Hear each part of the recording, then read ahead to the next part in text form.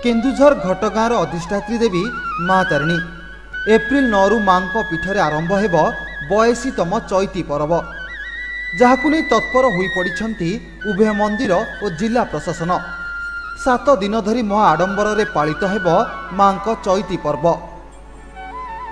प्रस्तुति कार्य मध्य चूड़ांत पर्यायर पहुंची। टेंट बंधा चली काहारी को आउ जेमिति फुर्सत नहीं।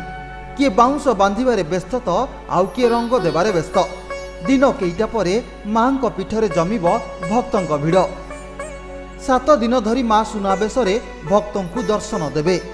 होमयज्ञ चंडी पाठरे प्रकंपित हेब माँ पीठ। आ चैती पर्व देखिबा पई दूर दूरांतरु लक्ष लक्ष भक्तों समागम हेब माँ पीठरे। आमे पर्व को अपेक्षा करता माँ पर्व केबे आसीबो।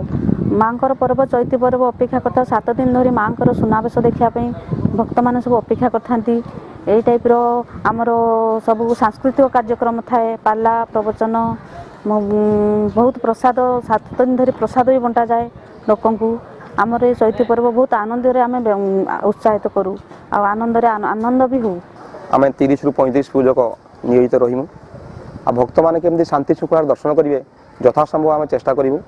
आम प्रशासन आम पूजक भाई मान द्वारा आम 2 थर 3 थर मीटिंग रे बसी जाइजु।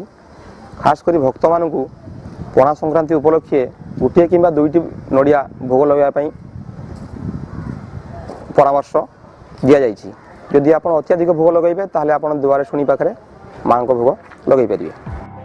सेपटे भक्तों भिड़ को दृष्टि रखी मंदिर परिसर में 40टी सीसीटीवी कैमेरा लगाଯିबा सह 3 प्लाटून पुलिस फोर्स 25 जन बछा बछा ऑफिसर 26 जन होमगार्ड को नियोजित करा जायछि। यह अंशुघातर मुकाबिला करिबा पई मंदिर परिसर में एक अस्थायी स्वास्थ्य शिविर मध्य आयोजन करा जायछि।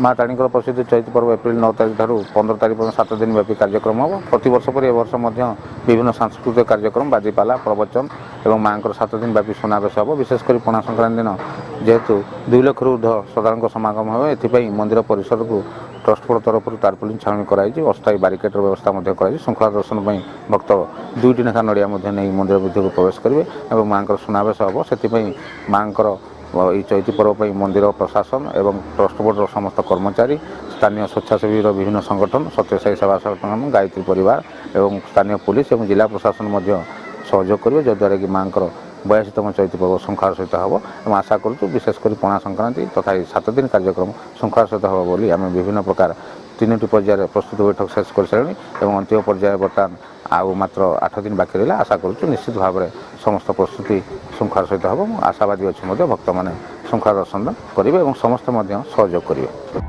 दीप धूप नैवेद्य सुभाषित हेब माँ पीठ। भजन कीर्तन रे फाटी पड़िब पूरा अंचल। आ माँ करुणा पाइबा पीठरे जमिब भक्तों भिड़। Bureau report headlines Odisha.